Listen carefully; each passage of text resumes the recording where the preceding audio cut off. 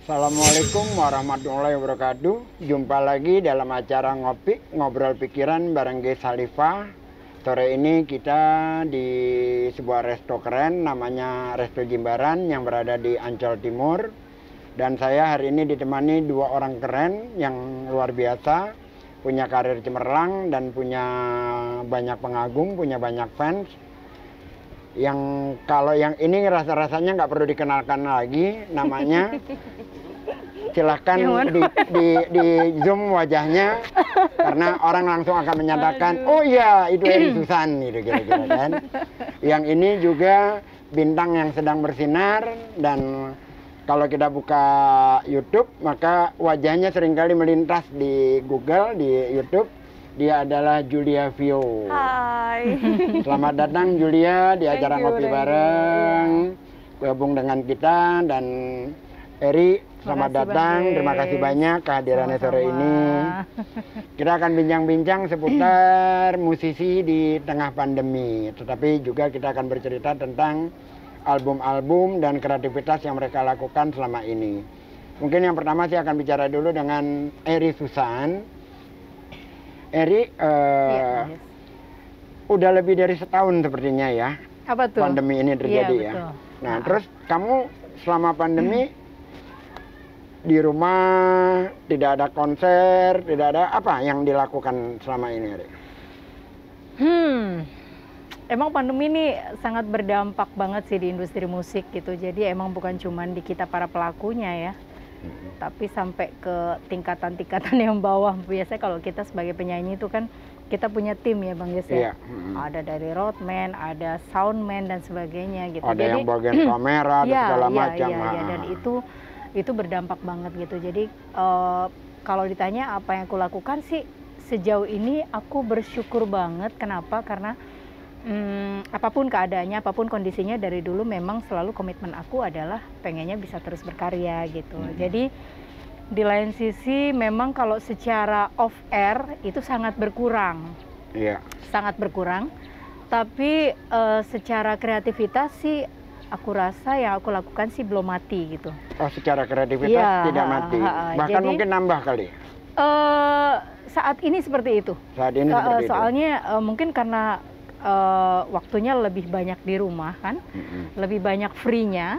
Jadi untuk apa istilahnya proses untuk recording, jadi punya lebih banyak waktu buat nulis lagu kayak gitulah gitu loh. Jadi nulis lagu banyak juga. Hal, ya kadang-kadang sih. Kadang-kadang. Jadi Eri ini ternyata bukan hanya penyanyi, tapi dia juga penulis lirik, dan saya kira itu dua hal yang patut kita acungkan jempol, karena biasanya orang cuma bisa nyanyi aja ya. Betul. Nah, sebelum lebih lanjut ke Eri, saya ingin kepada Julia. Julia, ini nama kamu mulai muncul ke permukaan ini. Ke permukaan, aduh. Untuk orang yang setua saya, itu kurang banyak memahami hal-hal yang baru-baru, gitu kan ya.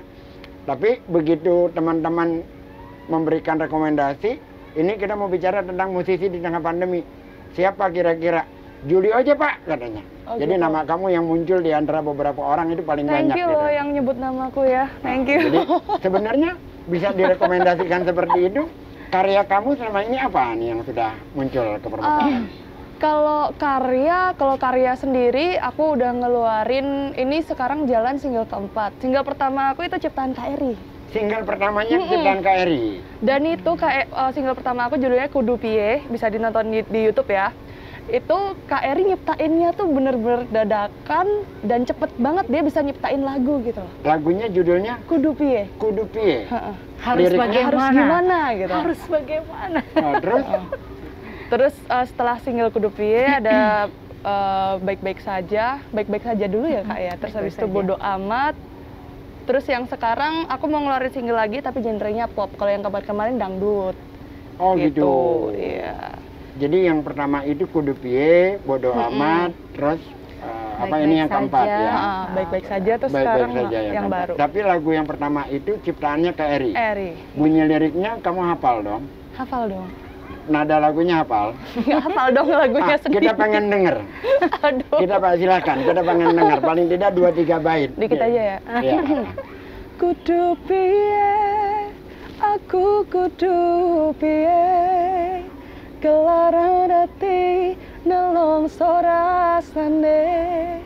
Kudu piye, aku kudu piye, ngenes tansah kelingan, kudu lilo ati kelangan, kowe lan aku mung dadi kenangan. Kurang lebih gitu.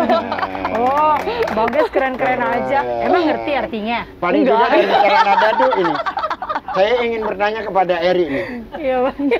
Lu kenapa jadi sedih kayak gitu, Er?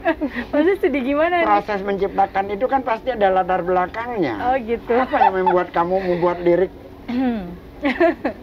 Jadi gini sih Bagas, aku sih ngerasa aku bukan pencipta lagu ya. Iya. Jadi memang ketika bikin lagu itu memang ini kan ada kerjasama dengan temen label gitu. Jadi si ada namanya Mas Ari, dibilang lagunya Mbak Eri yang bikin ya gitu. Aduh lagu apa ya gitu. Walaupun aku orang Jawa, cuman aku juga punya keterbatasan gitu dalam kosakatanya gitu. Soalnya Jawa itu kan luas banget. Luas gitu. banget. Betul. Nah, jadi mencari kata-kata yang Jawa Tengah, Jawa Timur gitu, mereka bisa terima gitu.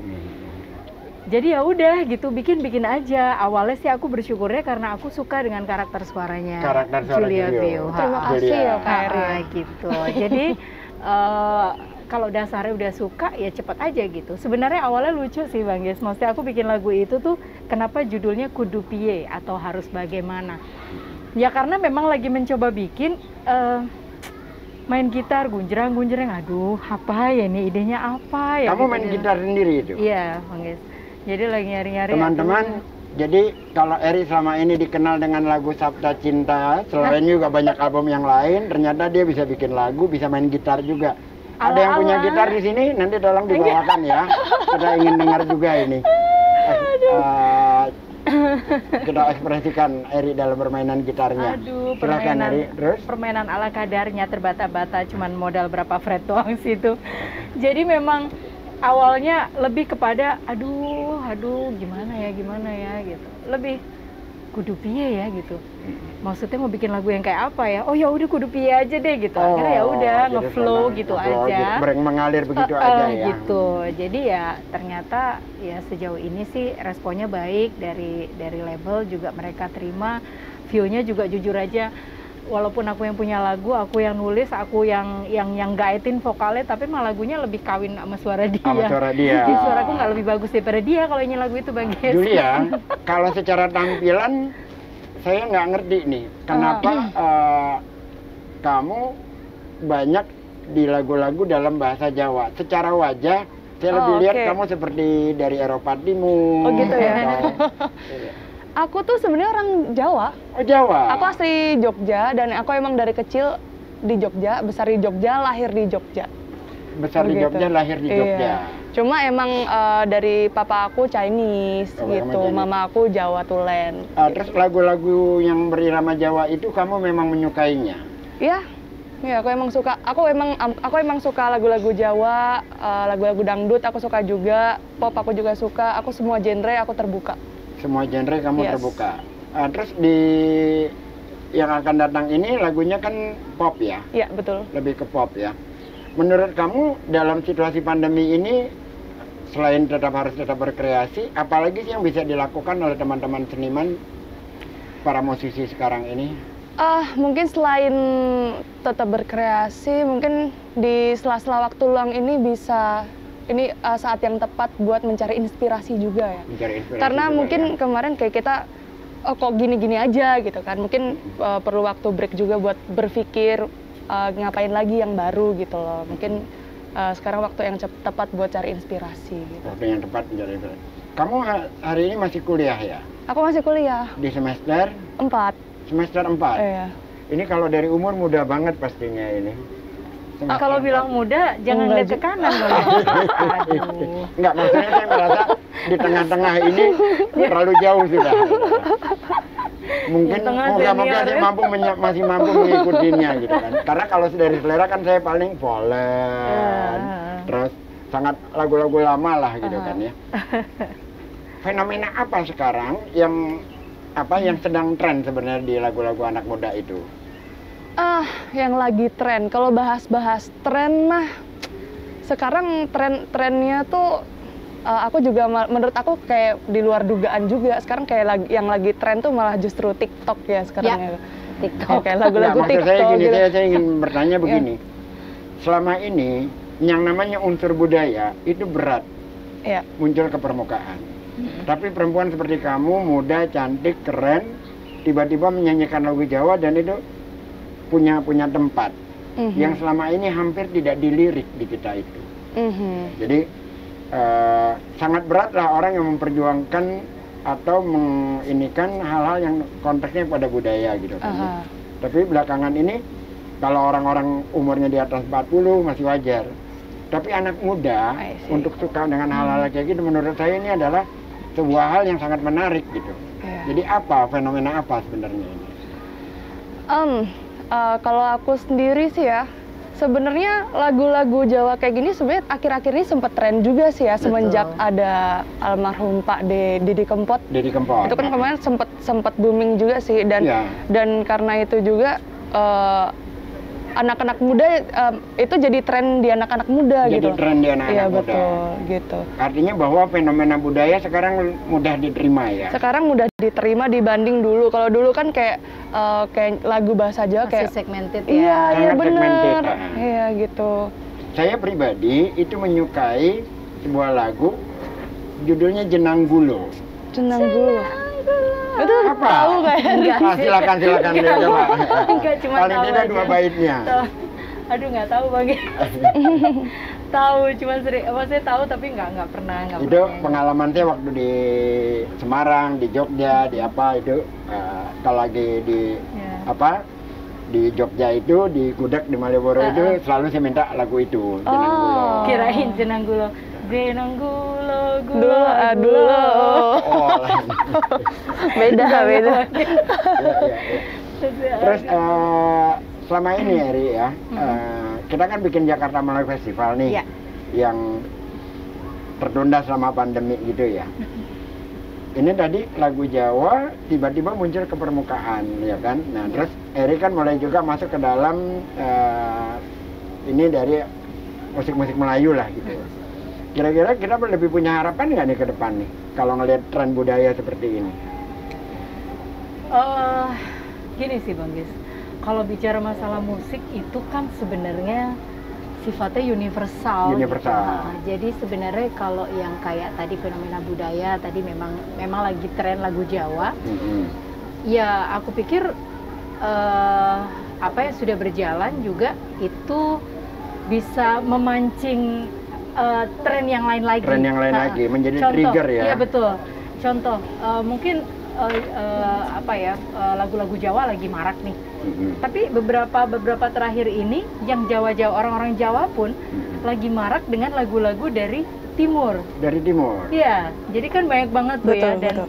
dan ya salah satunya ya mungkin dari aplikasi TikTok itulah gitu. Itu menjadi sarana promosinya para musisi-musisi gitu. Jadi melalui entah gerakan entah apapun, tapi mereka selipkan lagu-lagu itu sebagai back songnya gitu. Jadi dan lagu-lagu daerah timur juga lagi hits banget sekarang ini.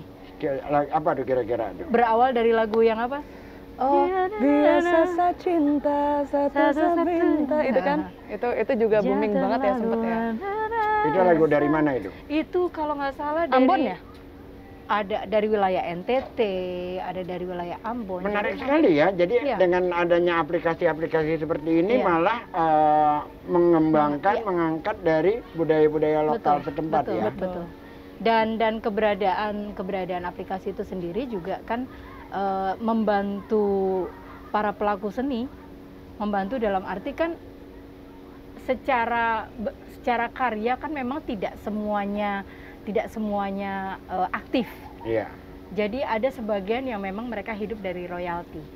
Nah, royalti. Nah, dari aplikasi itu juga lumayan menambah royalti mereka Lumayan selain menambah. dari platform music digital platform atau sosial media, YouTube dan sebagainya. Gitu sebagai. Ini fenomena menarik menurut saya ini. Julia, kamu nanti akan saya ke Julia Iya, dulu. iya, iya. Saya ngambilnya apa nih? Manggilnya Vio Julia aja apa nggak Vio? Vio boleh. Vio aja ya. Ya. Vio, kamu nantinya akan melakukan perubahan atau tetap di, kan biasanya gini.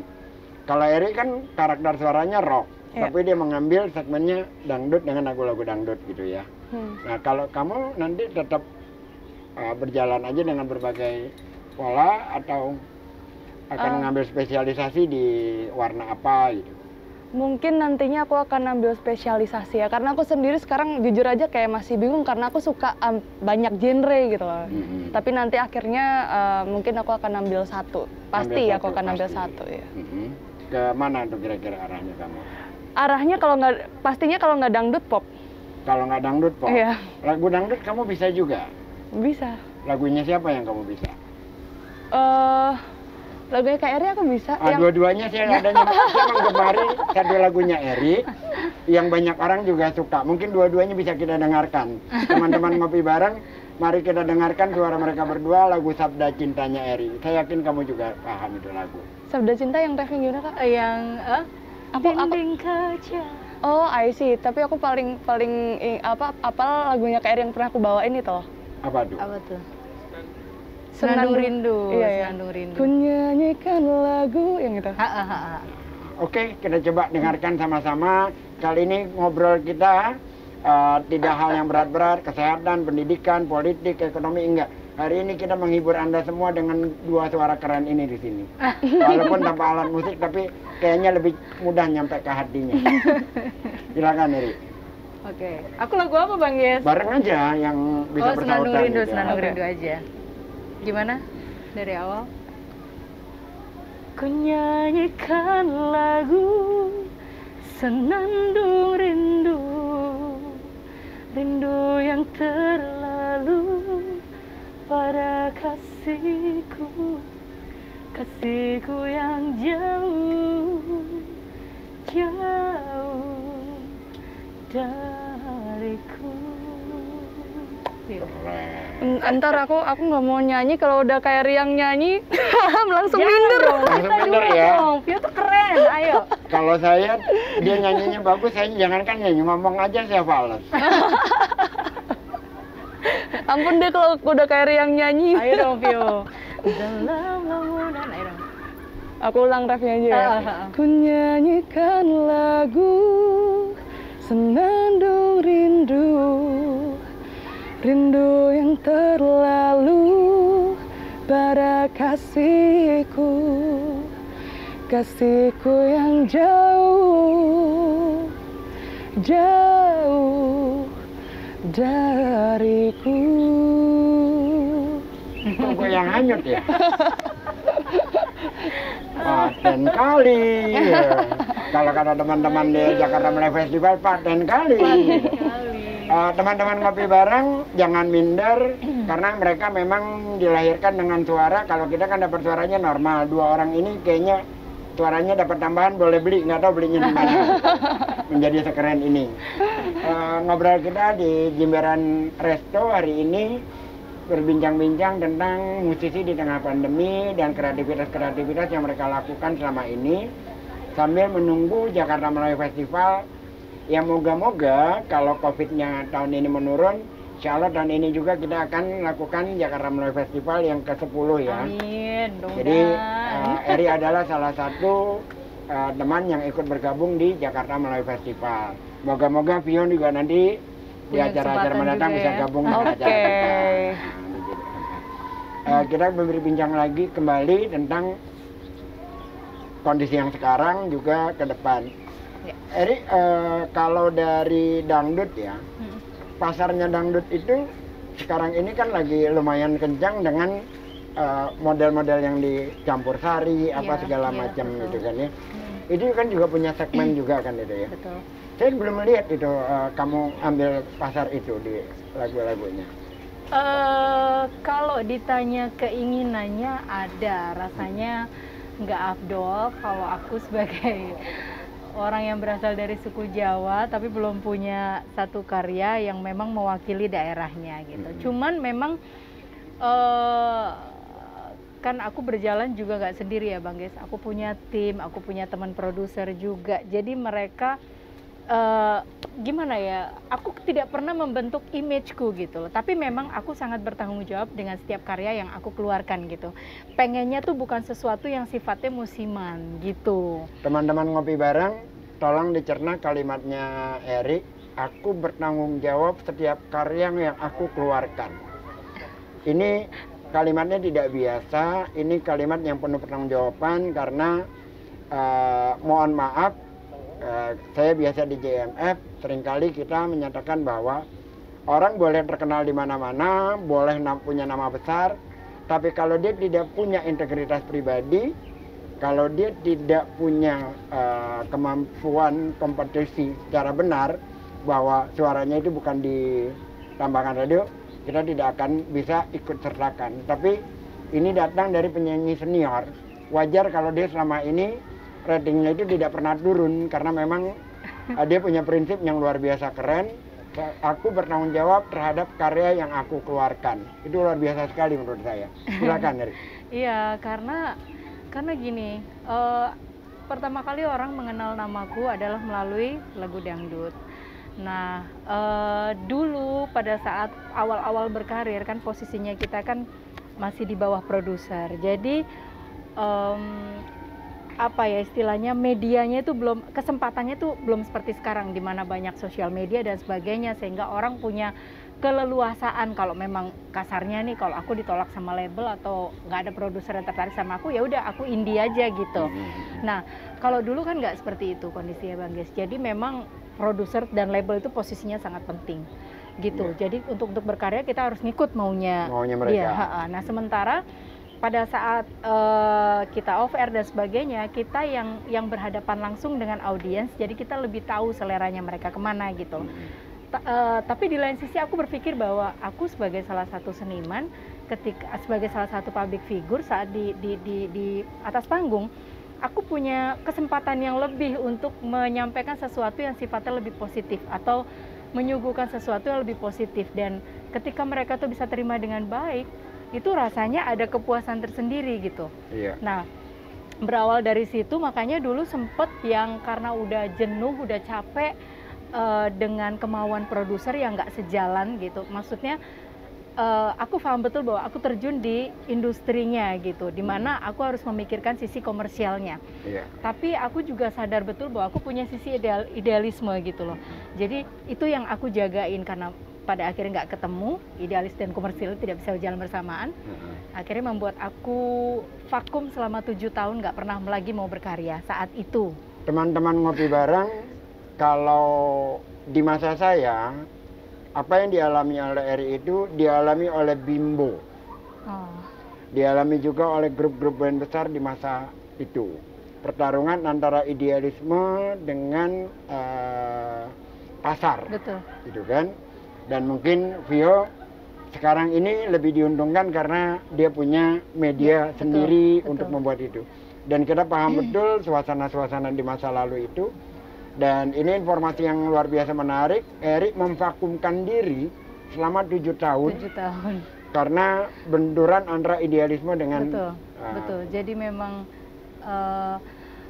saat itu kayak aku nggak mau berkarya sebelum aku menemukan karya yang aku rasa tepat untuk aku bisa suguhkan dan bisa mewakili karakter aku di sana gitu. Mewakili karakter kamu di sana. Jadi setelah 7 tahun itu aku ketemu salah satu sahabatku yang basicnya juga bukan dari dangdut, dan pemikirannya juga sangat maju tentang musik. Jadi aku ketemulah, kita bertukar pikiran. Pada akhirnya dia memberikan semangat buat aku. Kalau maksudnya dengan lu vakum, lu mengharapkan sebuah perubahan. Tapi kalau lu nggak berbuat, ya terus apa nggak gitu. Ada apa-apa juga. Betul. Nah saat itu baru kebuka pikiranku, oh iya ya gitu.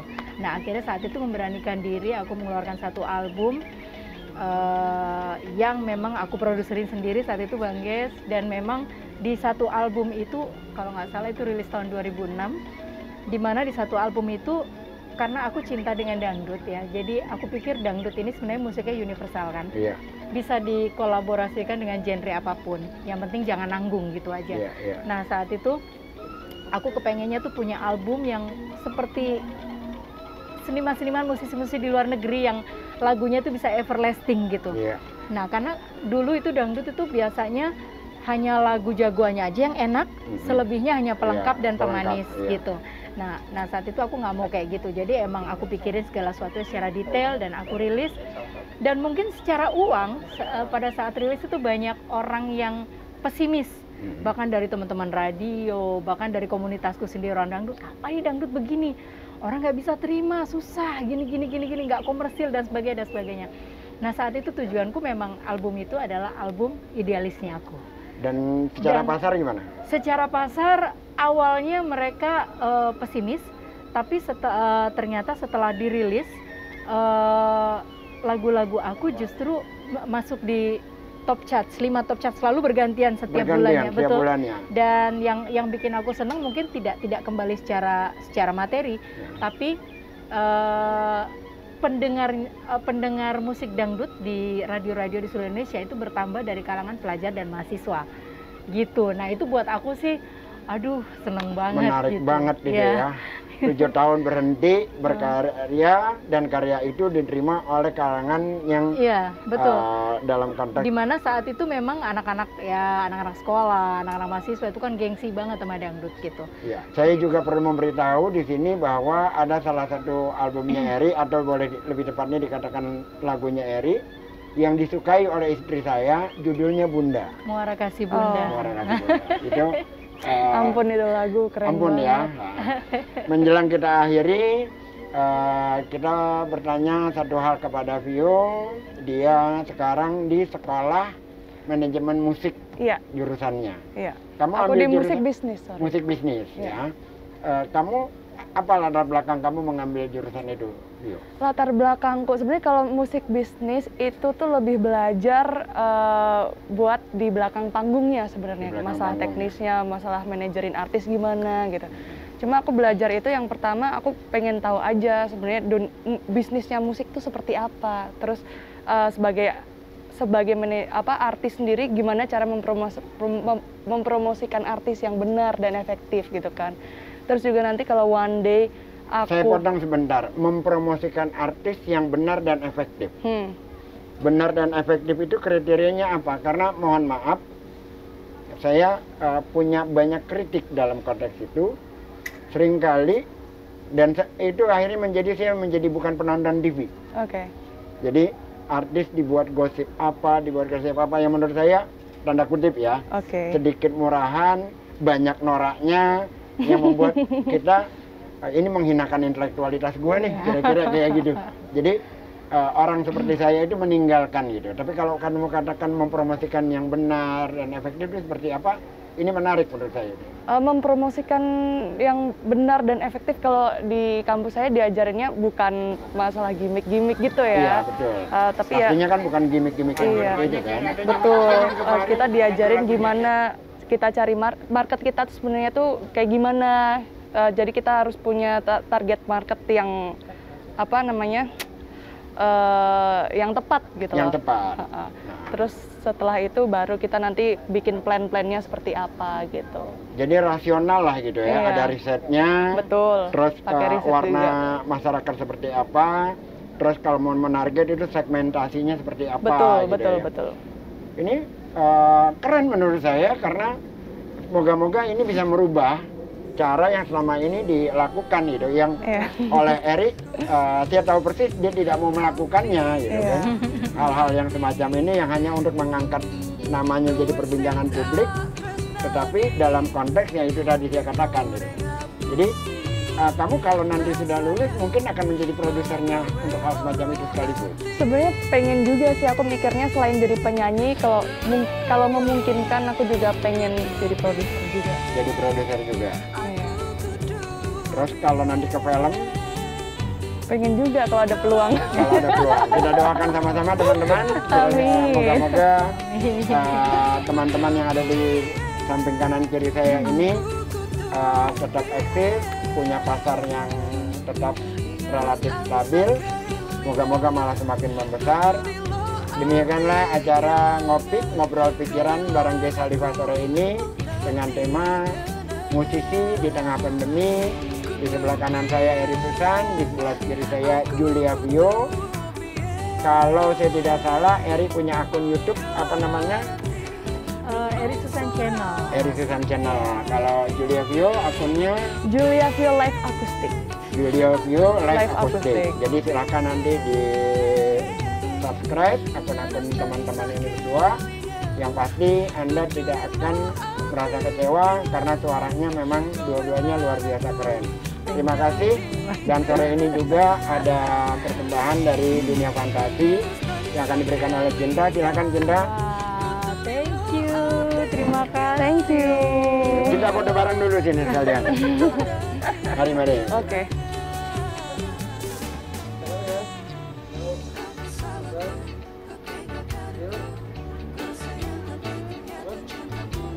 Oke, sampai jumpa lagi di lain waktu yang akan datang. Salam.